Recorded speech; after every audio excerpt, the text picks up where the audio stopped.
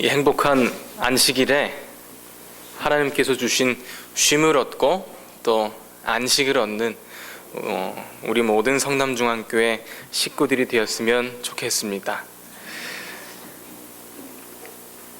저는 오늘 룻기 2장을 통해서 은혜 받은 사람이라는 제목을 주제로요, 함께 말씀의 은혜를 나누고자 합니다.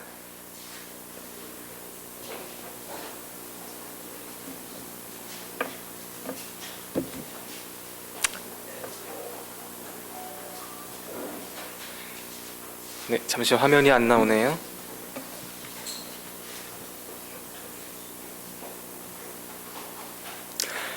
네, 은혜 받았다, 은혜를 나눠준다라고 할 때에 어떤 생각이, 어떤 이미지가 먼저 떠오르시는 게 있으신가요? 은혜 받았다라고 할 때에요.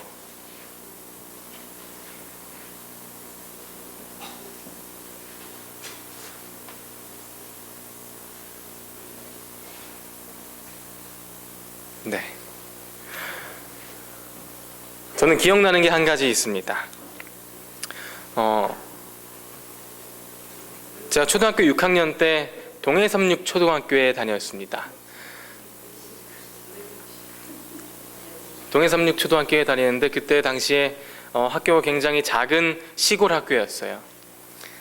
한 학년에 반이 하나밖에 없었습니다. 요즘 그런 학교 별로 없죠. 근데 그 한 학년에 한 반이 있는데 저희 6학년 1반에 8명이 있었습니다. 그 8명이 그냥 6학년 전체였어요. 이제 학교가 끝나면은 가끔씩 어디를 가요? 그 분식집을 갑니다. 그 분식집 이름이 은혜분식이었어요. 근데 저는 그 8명의 친구 중에 저는 용돈이 이렇게 풍족하지 않은 아이였습니다. 가난했어요.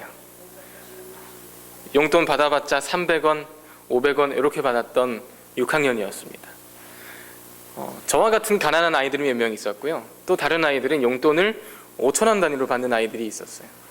그 아이들이 이제 주머니가 두둑한 아이들입니다.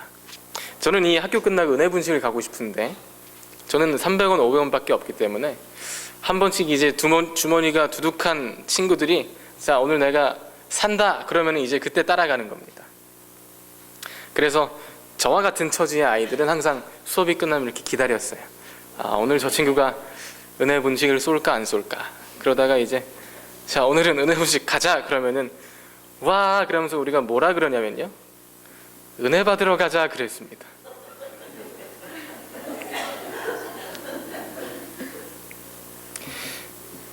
이 룻기 2장에는 룻과 관련된 묘사 중에 은혜라고 하는 단어가 많이 사용되고 있습니다. 3번이나 사용되는데요. 보시겠습니다. 모압 여인 룻이 나오미에게 이르되 나로 밭에 가게 하소서. 내가 네게 은혜를 입으면 그를 따라서 이삭을 줍겠나이다. 2장 10절입니다. 룻이 엎드려 얼굴을 땅에 대고 절하며 그에게 이르되 나는 이방 여인이거늘 당신이 어찌하여 내게 은혜를 베푸시며. 또 2장 13절입니다. 룻이 이르되 내 주여 내가 당신께 은혜 입기를 원하나이다.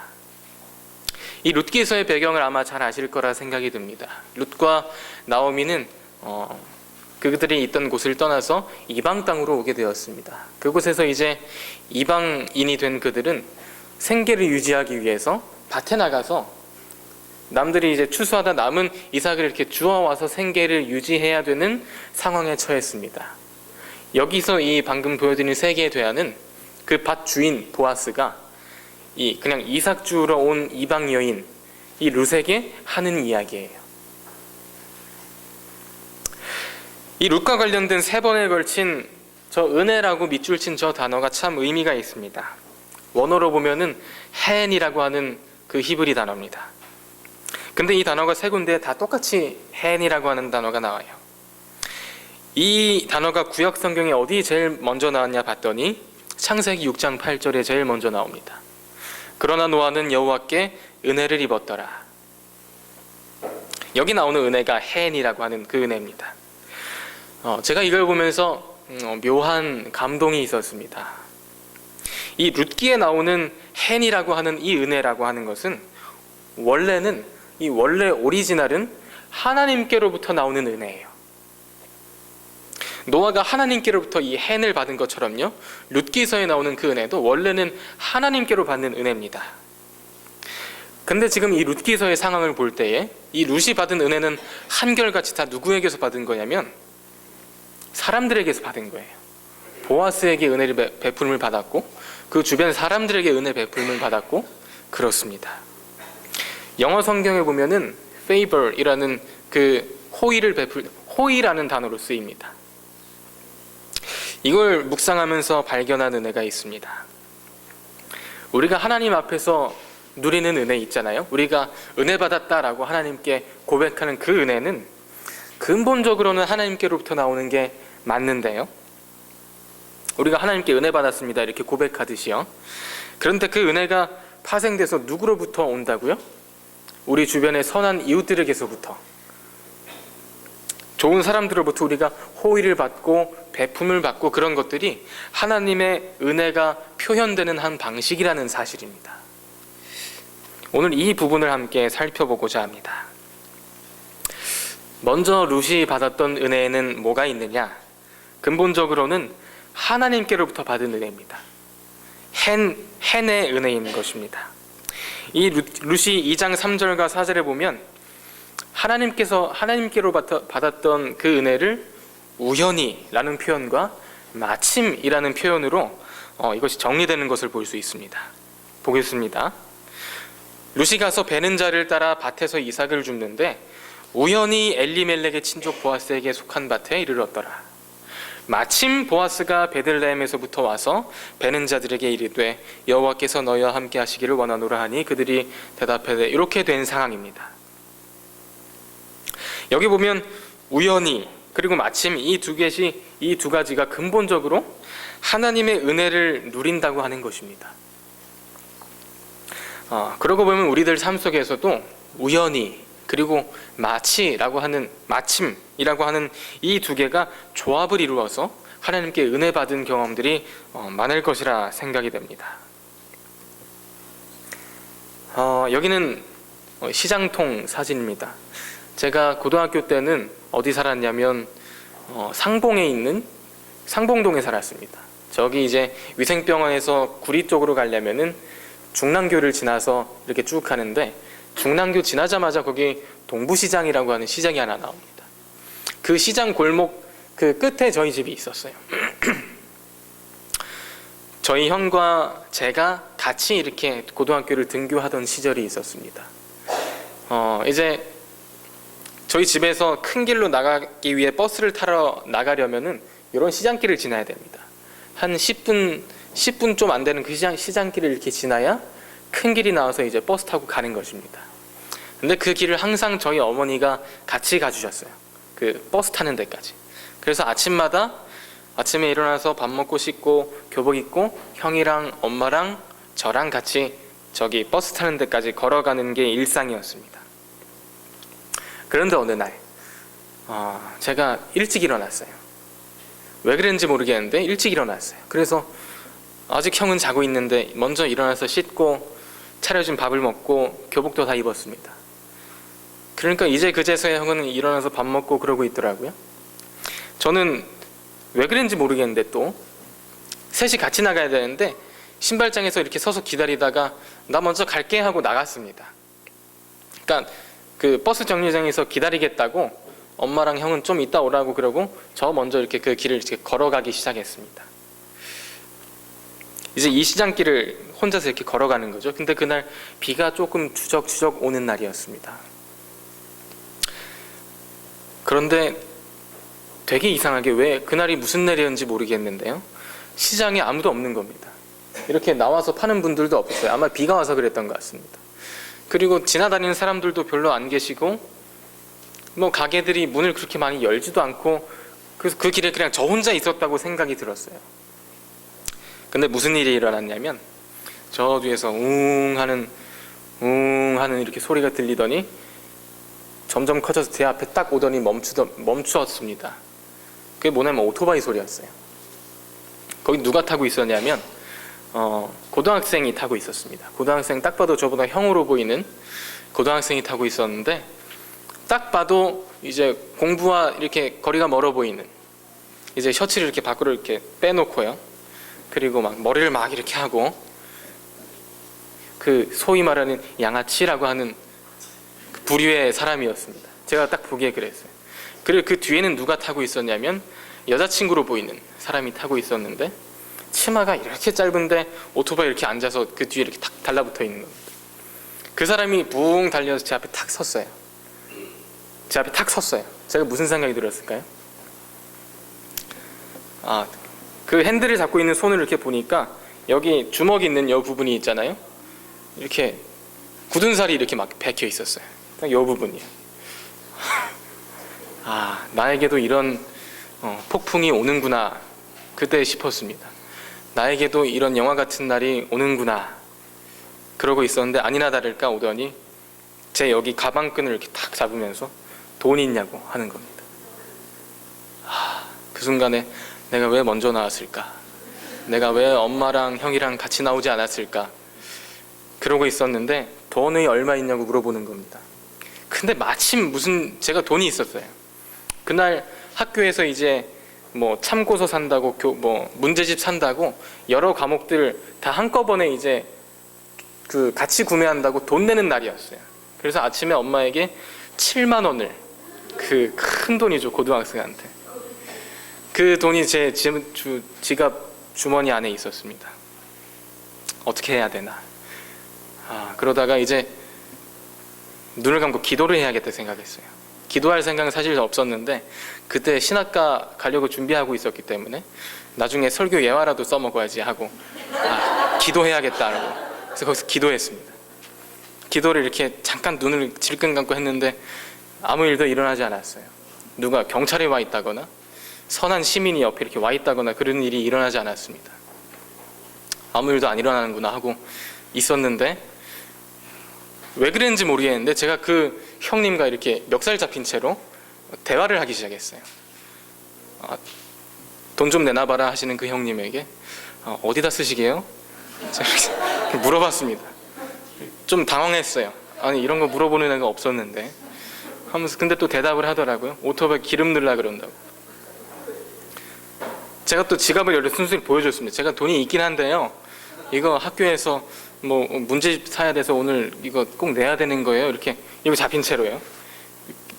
그렇게 왜 이렇게 당당하게 얘기했는지 모르겠어요. 그런 용기가 어디서 나는지 저도 잘 모르겠습니다. 그렇게 한 두세 마디 이렇게 대화를 했습니다. 이거 잡힌 채로. 여기에는 이렇게 굳은 살이 이렇게 있고요. 이제는 더 이상 어떻게 할 수가 없다 생각하고 있었는데, 저 뒤에서, 저 시장 길 저 끝에서 누가 와요? 저희 어머니와 형이 이제 뒤늦게 노란색 우산을 쓰고 이렇게 걸어오는 겁니다. 천사가 오는구나 싶었습니다. 그러면서 그 형님에게 이렇게 잡힌 채로, 저기 뒤에 오시는 분이 저희 엄마랑 형이에요 그랬더니 뻥치지 말래요. 죽을 수 있다고. 근데 아니라고 제가 되게 침착하게 얘기했습니다. 아니라고, 저희 형이 되게 저랑 닮았는데 와서 한번 보시라고, 저희 엄마라고. 그랬더니 가더라고요. 그냥 갔습니다. 우연히 일찍 일어났고요. 그날에 우연히 먼저 나가겠다고 그냥 그랬고요. 또 마침 비가 와서 시장통에 아무도 없었고, 또 우연히 제가 7만 원이나 있었고요. 그런데 마침 하나님께서 기도하게 하셨고, 제 속에서 이상한 담대함이 나오게 하셨고, 천사를 보내주시고, 여호수아 1장 9절의 말씀을 저는 그날 경험하게 되었습니다. 잠시만요.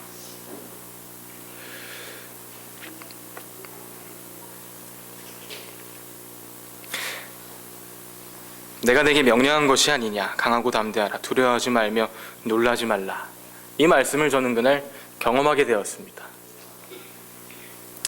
제가 이 일에 대해서 우연히와 마침이라는 단어로 설명을 했는데요, 사실은 하나님의 자녀인 예수 그리스도를 믿는다고 하는 우리들에게 우연이라는 것은 사실은 없습니다. 나의 게으름으로, 나의 어리석음으로, 나의 나태함으로 이루어진 어떠한 일들마저도 다 하나님의 마침이라는 계획 안에 있었다고 하는 사실입니다. 인간들의 우연히가 연결돼서 하나님의 마침으로 연결되어서 누렸던 은혜들이 돌이켜보니까 얼마나 많았는지 셀 수가 없습니다. 아마 성도 여러분들도 많을 것이라 생각이 듭니다. 우리 삶 속에서 하나님의 은혜는 이런 식으로 일하십니다. 나오미와 룻이 이제 이방 땅으로 갈 때요, 다 이렇게 계산해가지고 떠난 것이 아니에요.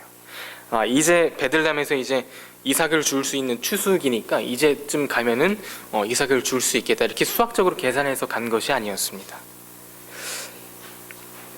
마침 와서 보니까 추수기였고요, 마침 와서 보니까 이삭을 마음껏 주울 수 있는 그런 환경과 여건이 준비되어 있었던 것입니다. 우리가 기도할 때요, 우리가 또 가정에서 또 직장에서 나아갈 때에 내 삶 가운데서 하나님의 은혜의 일하심으로 말미암아서 우연히 일어났던 일들이 마침내는 하나님의 마침이라는 결과로서 열매 맺게 되는, 이것이 하나님의 은혜라고 하는 사실입니다. 두 번째로 룻이 받아 누렸던 은혜는, 이거 아까 제가 경험한 성경절입니다. 두 번째로 룻이 받아 누렸던 은혜는 그 열매로 주변 사람들에게 받은 호의라고 하는 사실입니다. 룻기 2장 2절입니다. 모압 여인 룻이 나오미에게 이르되 원하건대 내가 밭으로 가서 내가 누구에게 은혜를 입으면 그를 따라서 이삭을 주겠나이다 하니 나오미가 그에게 이르되 내 따라 갈지어다. 이 말씀이 감동이 되는 이유가 있습니다. 이 이삭 줍기라고 하는 사회적 시스템이라는 것이 저희가 감동이 되었습니다. 이 룻과 나오미라고 하는 사람은 요즘으로 치면은 아주 최극빈층, 그러니까 끼니 해결이 안 되는 가난한 소득층의 사람들입니다. 낮은 계층의 사람들. 그런데 이러한 사람들, 이 룻과 같은 사람들이 끼니를 해결하기 위해서 남의 추수하는 밭에 가가지고 그냥 쓱 한번 이삭 줍기를 해야겠다. 이게 뭐를 의미합니까? 그게 허용되는 사회였다는 사실이에요. 그렇게 해도 되는 사회였다고요. 2017년 오늘 대한민국 성남에서 이게 가능할까요? 우리 신흥동에 사는 어떤 끼니를 잘 해결하지 못하시는 어떤 분이 오늘은 이제 신흥 이동을 한 바퀴 쓱 돌아가지고 사람들에게 호의를 좀 받아야겠다. 그래서 돌아다니시면서 이렇게 먹고 사시는 분이 계신가요? 없습니다. 우리 사회는 이삭 줍기 시스템이 아니기 때문에 그렇습니다. 이삭을 흘려주기는커녕 한 톨도 흘리지 않고 다 내 걸로 먹으려고 이렇게 끌어모으고요. 그렇게 하는 이 자본주의 국가가 얼마나 삭막한 사회입니까? 그렇게 가난했던 룻이 이방 땅에 와서 이방인 취급받았던 그 룻이 한 바퀴 쓱 돌아가지고 어머님 주워올까요? 라고 이렇게 질문할 수 있었던 그것이 허용될 수 있었던 사회라고 하는 것입니다. 그 사회가 너무 아름다워서 제가 감동이 되었습니다. 하나님이 만드신 시스템이 이 바로 이삭 줍기 시스템이 아닐까 생각이 됐습니다. 실제로 그런 말씀이 있습니다. 레위기 19장 9절입니다. 왜 이렇게 했는지 여기 나와 있어요. 너희가 너희의 땅에서 곡식을 거둘 때에 너는 반 모퉁이까지 다 거두지 말고 내 떨어진 이삭도 줍지 말며. 그러니까 이렇게 추수하다가요, 추수하면서 가다가 실수로 이렇게 떨어뜨린 게 있으면 떨어뜨렸나 하고 이게 다시 줍지 말라는 겁니다. 그냥 떨어뜨리면은 가난한 사람들 먹으라고 그렇게 두라는 말입니다. 내 포도원의 열매를 다 따지 말며 내 포도원에 떨어진 열매도 줍지 말고 가난한 사람과 거류민을 위하여 버려두라. 나는 너희의 하나님 여호와니라.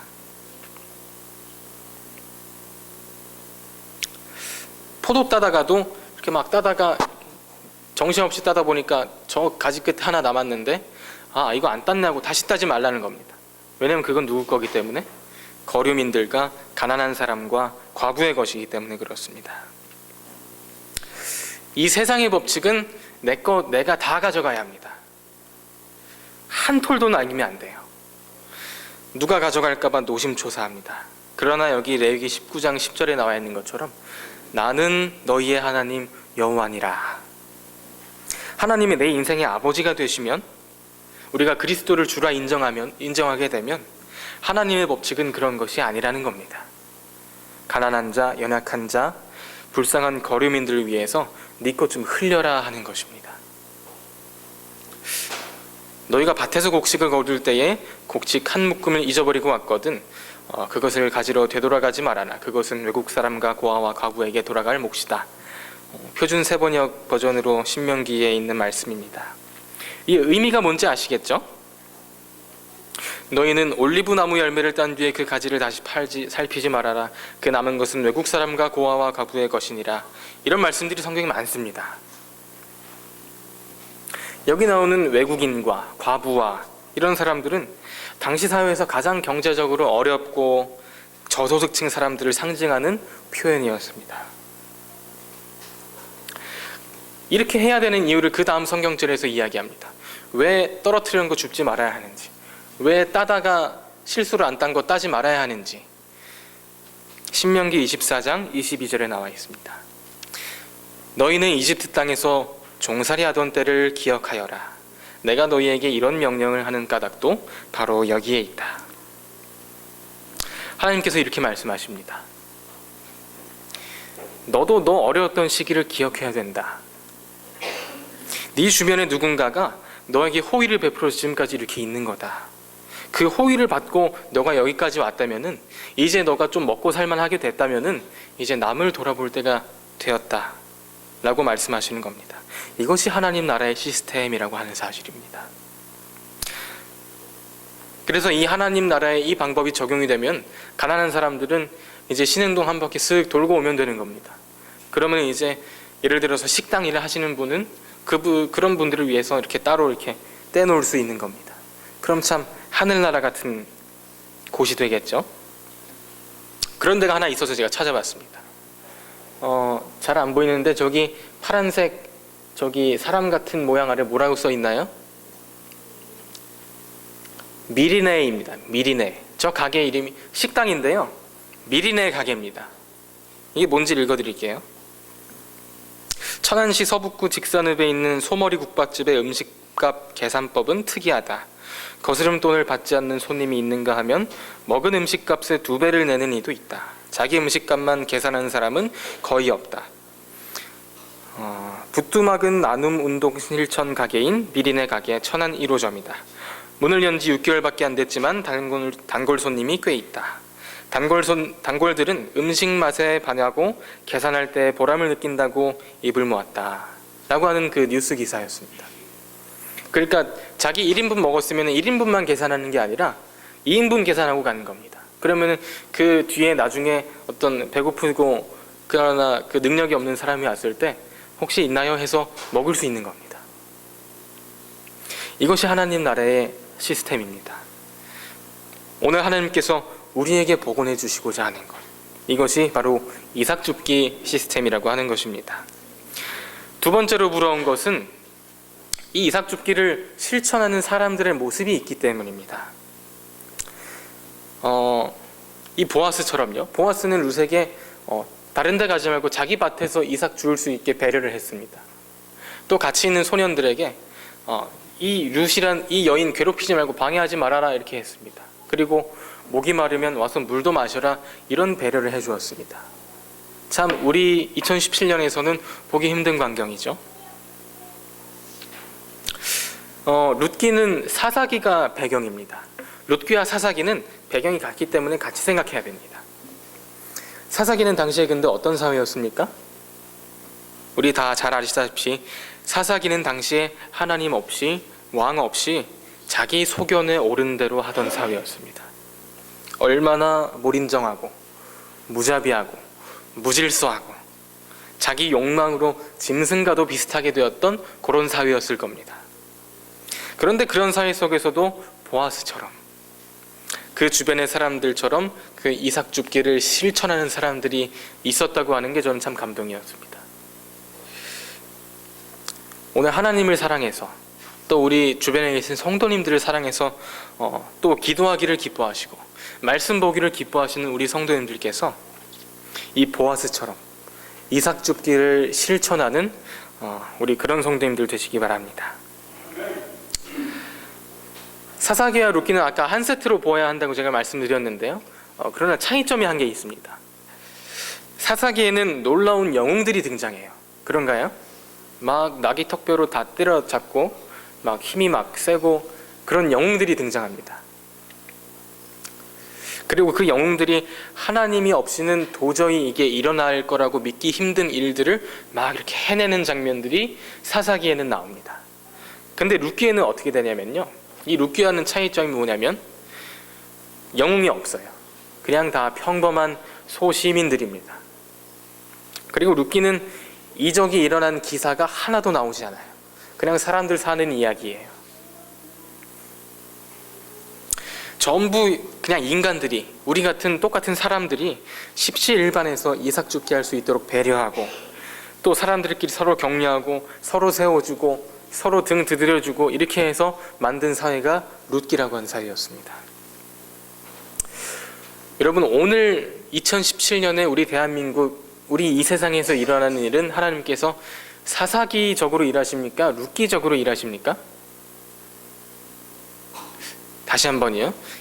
지금 우리 시대에는 하나님께서 영웅들을 보내고 능력을 보내는 사사기 때처럼 일하십니까? 아니면은 소시민들이 평범하게 일하는 룻기처럼 일하십니까? 룻기처럼 하나님께서 일하십니다. 하나님께서 룻기처럼 일하시는 이 시대에 우리는 그러면 어떻게 해야 하겠습니까? 하나님께서 천사를 이렇게 딱 거느리고 하늘 한번 이렇게 휘잉 날아주시기만 하면은 참 편할 것 같아요. 근데 그런 특별한 능력을 보여주시는 시대가 아니고 우리 같은 평범한 사람들을 통해서 일하는 시대라 이것입니다. 뉴스 기사입니다. 수능 앞두고 쓰러진 건희, 친구가 나섰다.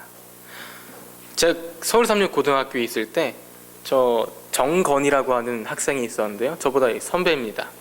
근데 백혈병에 걸렸어요. 그래서 이 국어 선생님 아들이었는데요. 백혈병에 걸려서 막 여기 기사가 잘 안 보이지만은 막 심각할 정도로 악화됐었던 적이 있습니다. 근데 어떻게 했냐면은 저희 서울삼육고등학교에 매울림 합창단 있는 거 아시죠? 그리고 합창단들이 많은데 공연 준비하고 뭐 노래 음악회 준비하고 그래서 모금 활동을 막 했어요. 그리고 학생들에게 요만한 저금통 줘가지고 이렇게 저금통 줘가지고 가서 가져오라고, 돈 모아오라고 학생들한테. 그리고 가가지고 헌혈증 있으면은 다 가져오라고.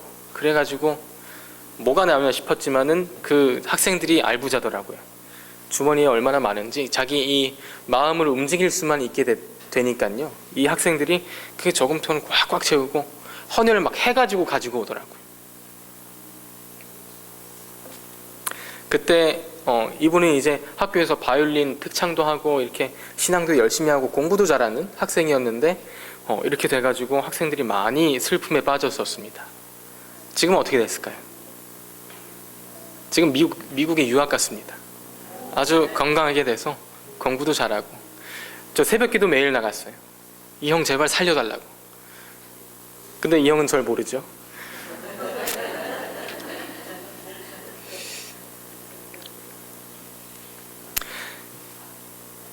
공부해서 남주냐라는 말이 있습니다. 공부한 거 다 네 거니까 네 열심히 하라고 선생님들이 그랬어요. 근데 우리 그리스도인은 그렇지 않다고 생각합니다. 공부해서 남주자, 돈 벌어서 남주자, 은혜 받아서 남주자. 우리 학생들, 어린이와 청년들을 한번 따라했으면 좋겠습니다.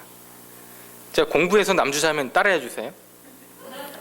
공부해서 남주자. 우리 청년들만 따라하는 겁니다. 이제 청년들이 공부하니까요.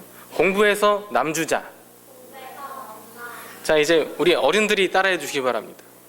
돈 벌어서 남주자. 이제 다 한번 따라 하시기 바랍니다. 은혜 받아서 남주자. 이것이 바로 이삭 줍기 정신이고 이것이 바로 하나님 나라의 시스템이라고 하는 사실입니다. 내가 가진 모든 소유, 지금 내 지갑에 있는 것, 내가 공부해서 얻은 것들 다 내 거예요. 다 내 거고 내가 땀 흘려서 번 돈 다 내 건데 다 내 거로 해도 나만을 위해서 쓰고 살아도 아무것도 법적으로 위배될 게 없고 누구도 뭐라 하지 않지만 하나님의 나라의 법칙은 연약한 이웃을 위하여 이삭을 일부러 흘려주는, 또 이삭을 일부러 남기고 걷는 이런 보아스와 같은 정신이 필요하다는 겁니다. 내가 은혜를 받았다면 이 룻과 같은, 나오미와 같은 사람들에게 우리가 이삭을 흘려주도록 합시다.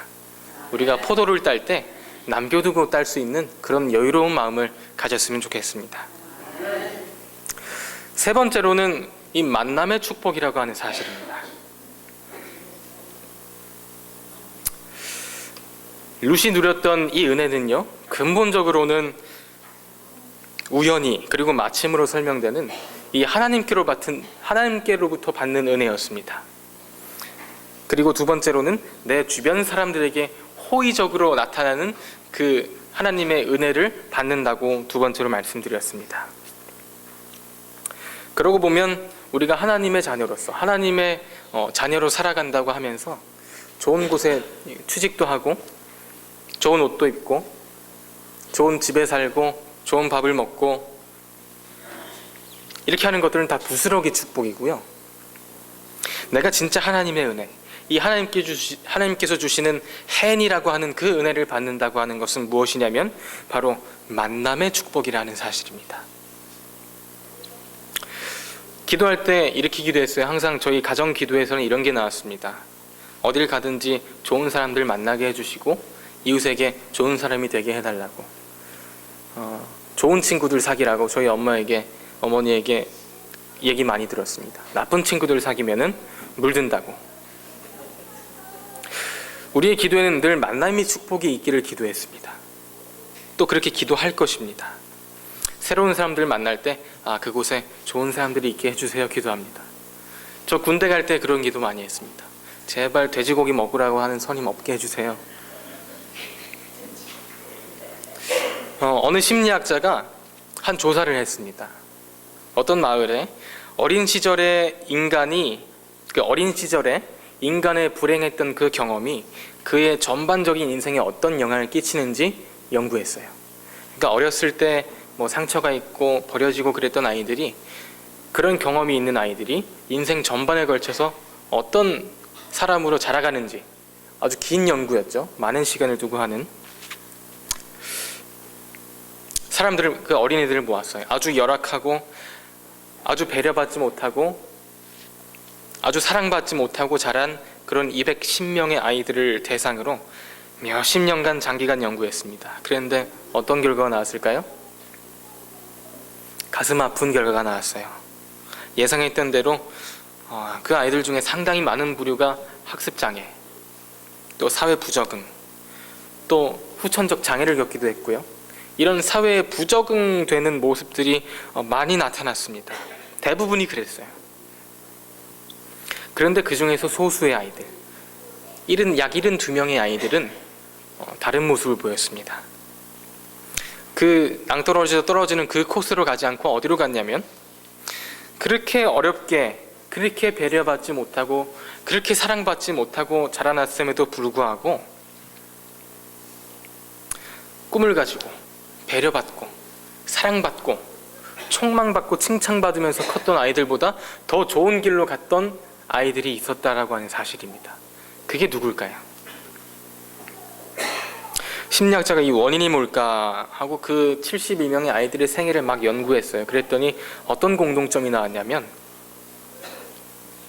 자신의 입장을 이해해주고 받아주고, 힘들다 그러면 다 받아주고, 사람의 그렇게 다 응석을 받아주고 힘들면 받아주고 위로해주고 밥 한 끼 주고 그랬던 사람이 인생에 걸쳐서 최소 한 명은 있었다는 것입니다. 힘들었지만 자신의 곁에 누가 있었냐면은 그 힘든 것을 알아주는 사람이 있었어요. 그 힘든 것을 받아주고 포용해 줄 수 있는 사람이 최소 한 명이라도 있는 아이들은 잘 자란 집에서 자란 이 금수저들보다 더 잘 성공하게 된 케이스를 보게 되었다고 합니다. 어렵고 낙후된 이 지역에서 자라난 아이들도 단 한 명의 축복의 사람이라도 만나게 된다면은 그것들을 이길 수 있는 힘을 가지게 된다고 하는 사실입니다. 하나님께서 이 룻에게 그 만남의 축복을 허락하셨어요. 엘리멜렉을 잃는 그 슬픔을 겪고 이 나오미와 룻은 룻이 그래도 어머니의 하나님을 따라가겠습니다 해서 따라왔습니다. 그러나 힘든 상황이었어요. 이삭을 줄 수밖에 없는 상황이었어요. 그때 하나님께서 만남을 허락하신 겁니다. 우연히 이삭 줍던 밭이 후에 다윗의 계보를 잇게 될 기업 물을자가 되는 보아스의 밭이었어요. 우연히 거기 있던 같이 일하는 소년들은 보아스의 밑에서 일하는 소년들이었어요. 하나님께서는 우리에게 만남의 축복을 허락하신다는 사실입니다. 이런 기도를 했으면 좋겠습니다. 하나님께서 준비하신 만남의 축복을 만나게 되기를. 저 가운데 있는 이는 잘못 썼습니다. 두 번째는 거기서 그치지 말고 하나님, 제가 바로 만남의 축복을 제공하는 보아스와 같은 인물이 되게 해주세요 라고 기도하게 되기를. 첫 번째는 뭐라고요? 그런 만남에 하나님께서 준비하신 만남의 축복을 제가 만나게 되기를. 두 번째는요, 제가 그 축복의 사람이 되어서 룻과 같은 이 나오미와 같은 사람들에게 축복이 될 수 있기를.